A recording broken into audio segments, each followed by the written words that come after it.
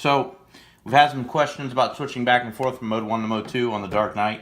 It's pretty much like every other radio. Basically, the throttle switches with the roll. So basically, in order to do this, you need some tools, of course. I've got a flat blade screwdriver, which is a screw across the table. I've got some Allens, and I've got a holder. Now, I just grabbed that because it's easier. You've got screws on here. 1, 2, 3, 4, 5, 6. These two little guys, and we got to get those out. To start with, we're going to have to get this cover off. Or not cover, but the hand grip. Yeah, it's probably the hardest thing to do. This whole operation. You don't want to rip it. You don't put any huge marks in it. Basically, I find a spot where I can start working at it. Get it popped out like I did just a little bit, like a thumbnail, fingernail, breaking it. Trying to rip the spot. So we can come back on breaking it. Easy. Don't want to scratch the waste table, although I already scratched it in a previous work environment. Hey, babe. I didn't scratch your table. It was.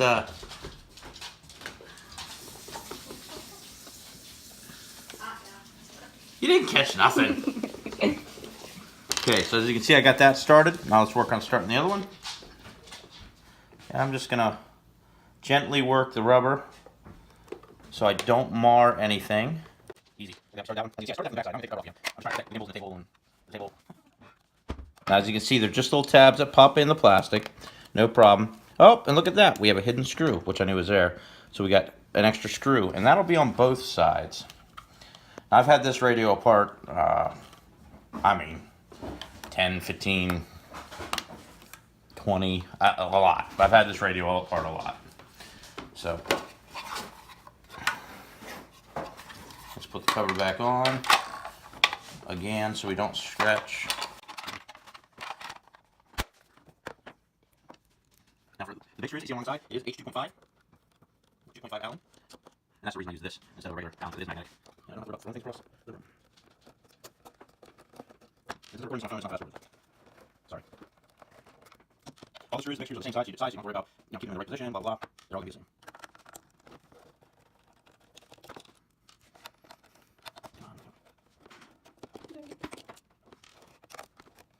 Now you're probably wondering, why do you pop out the batteries? At this point, it's not really important the batteries now. This case is not this fall apart. Not like a furnace, or you got to do a little work to get it popped apart.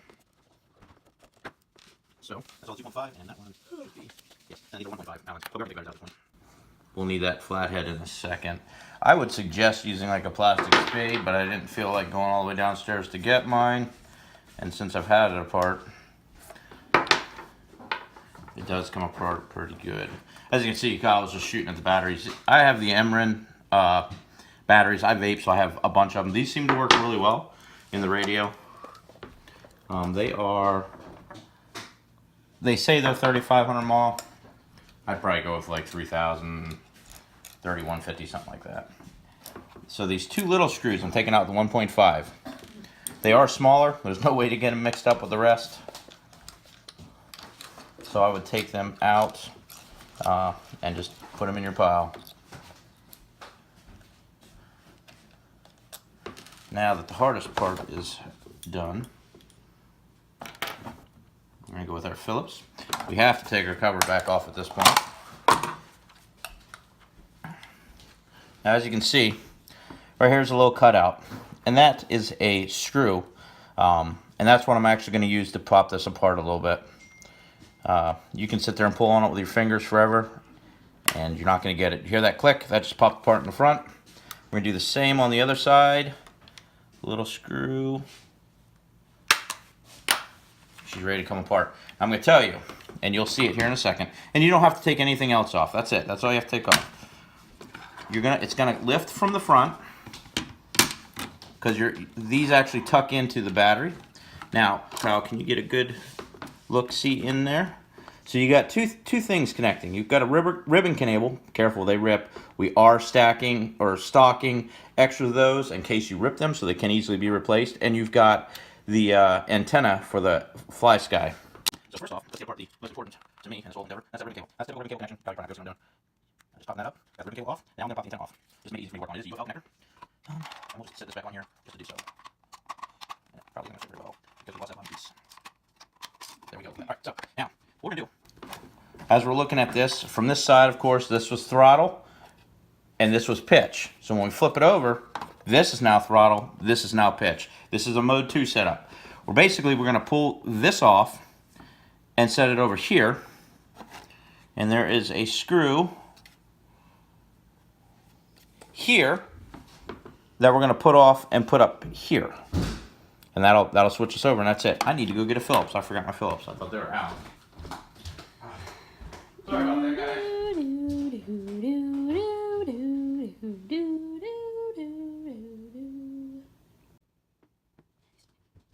So add a Phillips bit to your collection of tools.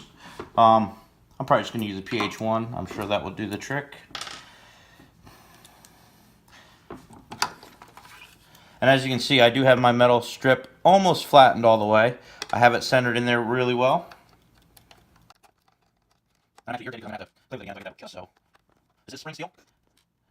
That's out. There should be. There it is. So you can see up here in this gimbal, there's a little cut, and it's clear, so it makes it kind of hard to see. Let's see if I can get some back look in there. So there's a little cut in that plastic, and if you're looking at this spring steel, there's a bend in it, and that fits in that cut. Kind of just keeps it all nice. And this is where the magnetic screwdriver comes in handy. So you're not dropping that down on the electronics. Just remember, I haven't actually done the switch over. I'm not going to go back to the way it was. Spring right here. And then it's this guy. It's what gives that tension, right? Over here. So we're going to pull it out. And we're going to have to put a T-bar in here. Get a little extra oomph. There we go.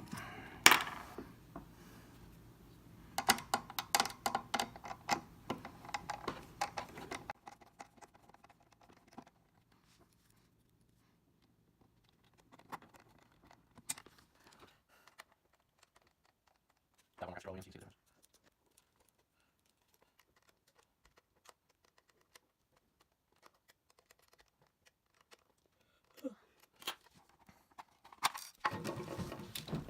Throttle,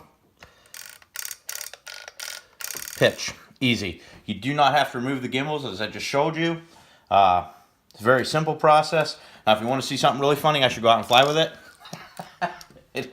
It would be hilarious. So, you know, I'm gonna shut the video off right there. The only thing I can tell you, when you put this back together and you flip this on, hook the UFL up first, very carefully, and then mess with the ribbon cable. The ribbon cable is what's going to break. The UFL, you know, we've all soldered them on. You just have to be careful. It's a slow, steady process putting it back together. Once you get that done and you put this end right here into there, it'll all snap into place. Before you start running screws in, you know, look it over. Make sure you got a good seam, you know, a real tight seam around everything. Your button area right here, that's very important. You got to have those 2 screws in. If you put it back together and you don't put those 2 screws in, it will not allow this Nirvana to start up. Those 2 screws have to be in there.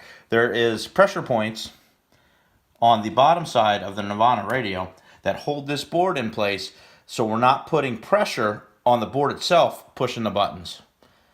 And that was designed just so we don't crack the board. A lot of you guys, you know, you took electronics like me, whatever, you know what's going to happen if we start messing with the board. There's traces and stuff through there and everything else. Well, I have it apart. A lot of you guys are like, wow, that's a different looking board than mine. This is a version 1.5. It's an older board. Your newer board, the 1.7, will look different. I do have a picture of it. We haven't posted it up yet. You know, and my board hasn't been updated yet. And I'm not going to lie, it flies fine. I mean, you guys can look at my videos. I don't have any issue with it. The biggest difference is power control on the board is a lot better. As you can see, there's a little battery in here. That's for internal stuff, saving all your memory and stuff like that. You know, it charges when you get these batteries in. It is replaceable if you need to. You know, a lot of you guys know that. Yeah, it's a pretty nice board. This is your reset button. The way you would get to that normally is through here. Little screwdriver, you push on it, and away you go. Now we're setting it up for something special on that end for auto updating, not auto updating, but not needing to hit that to put it in DFU mode. I just do it that way. Anyway, you know, whatever works for me. Switches, as you can see, I took switches off this. And Ben, if you're watching this, I'll put them back on for you. But the switches go here and here. I just took them off. It was easy to do. You know, they wire right in. It's just a pull connector. Easy to do. No problem at all. These are digital Hall effect sensors. They are not analog like you get in my X10S, which is what, a $450 some odd radio. These are digital, and I'm telling you, it's a world of difference. So, but that's all I got, guys. If you have any questions about the video, let me know. I actually made this video for a guy who's switching a bunch of units over from mode 2 to mode 1, and but I'll put it up on the Facebook page as well. Later, guys.